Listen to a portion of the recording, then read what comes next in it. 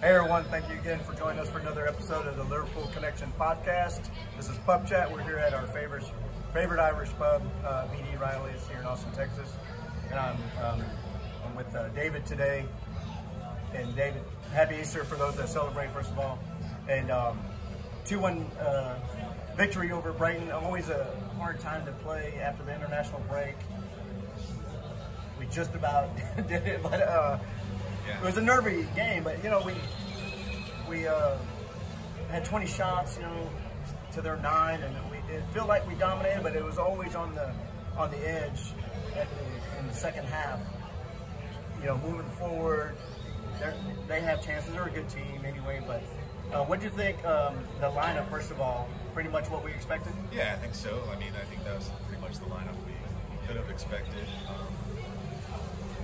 Yeah, today it was just all about getting 3 points. I mean, no matter what, we had to get 3 points. It didn't matter how great it looked. I thought we did look good at times. They are such a good team, though. Playing through the press, they do that so well. That causes problems. They cause us problems up our right side the whole first half. I thought we adjusted a little bit better in the second half to that, but like I said, all about getting 3 points. You know, once again, we give up a goal early, you know, within the first couple minutes.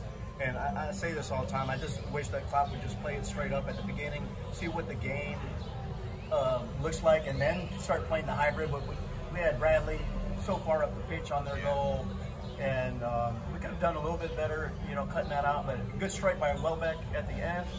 But to give up that goal like that at the very beginning of the game, you know, we can't continue to do that for these last 9 games of the season. Yeah, I mean, that was tough. It was kind of a worldie from Welbeck, but yeah, we tend to do that. Here comes my pint. Oh yeah, nice. An important part. Cheers. Cheers. But yeah, we've done that so often, and it's so frustrating. I agree with you. Maybe work your way into the game first. You know, be solid to start out with, but that's just kind of the way we do things. Unfortunately or fortunately, we always seem to come back and score goals. So, but yeah, that was kind of a shock to start. It worked out in the end. You know, there's always goals in this team, so I always think that, you know, we're just overconfident that there's always going to be goals. I mean, Salah probably could have had a hat trick today. Diaz could have had a hat trick today. You know, there's times when Zoboslai I thought could have shot. You know, they're just trying to take too many touches right around the edge of the box.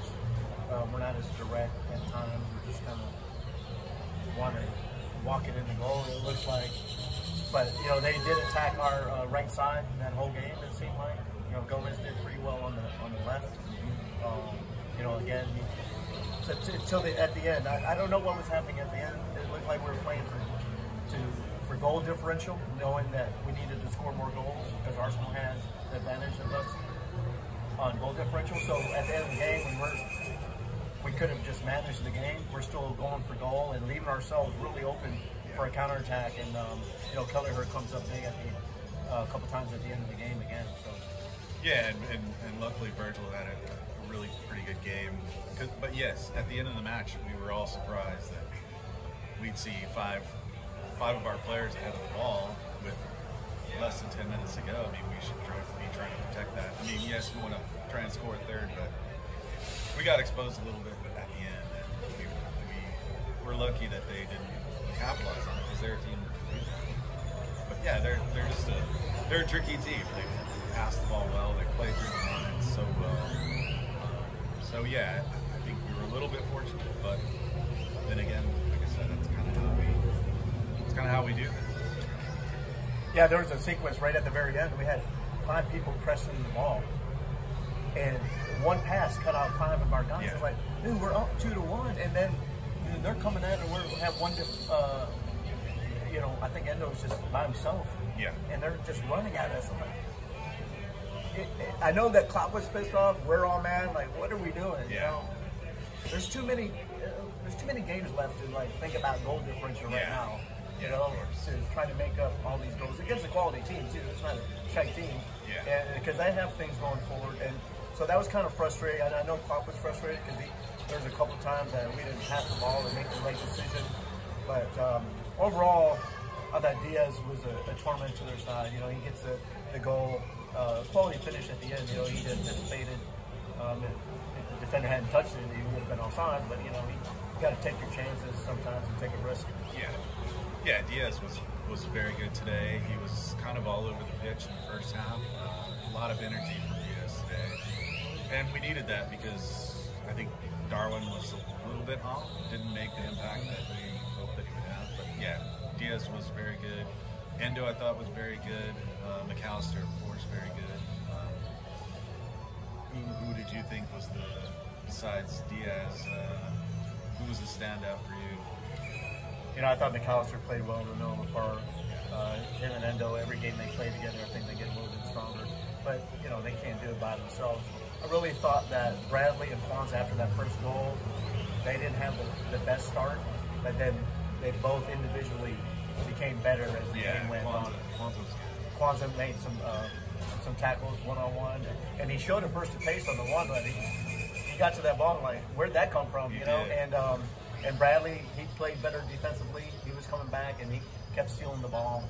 And so that's a good sign of that they're maturing as players. You know, they're just not get down at the very beginning of the game and then let it affect the rest. Van Dijk, I thought he did a good job shepherding the defense, obviously. And but at the end, it, like I said, you know, I tried to go back to the end when we were up 2-1. We had Gomez just still, you know, putting the ball into the center, and we're just, you know, giving possession away. And you know, he's trying to the far post cross, but you know, I'd like to have the ball just stay on the ground. Yeah, they were tired at the end. Yeah, they were tired, and you could see towards the end of the game too. We tried to run with the ball too much. I think we ran into trouble a few times. Gomez did that. Diaz gave the ball away in a really bad spot to give up that side netting chance. I think the ball back in. But I agree. Kwanzaa and Bradley settled down. They were much more solid in the second half. And Virgil's Virgil. So it worked out. One of the things, you know, I thought Elliott came in about probably 10 minutes too late. He brought in the energy. I really was disappointed in Gapco coming in. He wasn't pressing. He didn't anticipate the pad. He got a yellow, you know, because he allowed that guy to turn, and he just wasn't up to the pace of the game. I would have preferred to see Bobby Clark come in, just because he closes those spaces quicker. But you want Gapco to be to have an influence, right? And I don't think he really influenced when he had the ball, but you have to also come in and do the dirty work. And I think that's where Nunez, he does the pressing and the dirty work. And so you really want to hope that him and Gravenberch can, in these last 9 games left, to really be able to influence and be impactful off the bench. Yeah, well, at the very least, towards the end of the game, you want that pressing energy. I mean, that's the minimum requirement when you're ahead with 10 minutes left. I think I agree. Gakpo didn't look very energetic. He didn't come back sometimes, but yeah, and that's what you always get from Darwin. No matter what impact he's having on the offensive end, he's always going to press. He's always going to run. He's always going to put players under pressure. Which Gakpo just seems like he's out of form right now. I don't know what that is, but plenty of games left for him to get back to form. Plenty of games left for Gravenberch to have an impact. So, yeah, we'll see. You know, we're watching the highlights right here, and Salah probably could have had 4 goals today. You know, and the keeper made a great save at the very end on that deflected shot. He stretched out and got it. But 3 points in the bag, 9 games left. The big game for our is Man City and Arsenal starting here in a little minute. So, quick thoughts on that game and what outcome do we want? I mean, mathematically, I guess we want to draw. I mean, that helps us probably the most. I think, I don't know. Do I want Arsenal to win? Do I want City to win? I really don't want either of them to win. What do you think? What result do we really want? I mean, I like to think that Arsenal beating City is a good result because it puts us a little further clear of City, and Arsenal has a tough run in, but that would also give Arsenal a lot of confidence to finish out the season. So I'm not sure. Well, a draw brings Arsenal level back there with us, right? So, and they have the goal differential. So City, even if they win, would be a point behind us. I'd rather see City beat Arsenal personally, because I think City still will drop some points. Yeah. In the run, because they both of them they're in Champions League, and so you just got to hope that there's some tough matchups going into the next round of Champions League after this round of 16. But yeah, I think Arsenal winning. As long as Arsenal doesn't win. Yeah, I think Arsenal winning gives them too much confidence, and that's not well, anyway, it's going to be exciting. So to everyone out there, hope you guys had a great Easter if you celebrate. For those that celebrate Holy, hope you guys had a good celebration on that. And until next time, cheers. 3 points up the Reds. Thank you to our cameraman.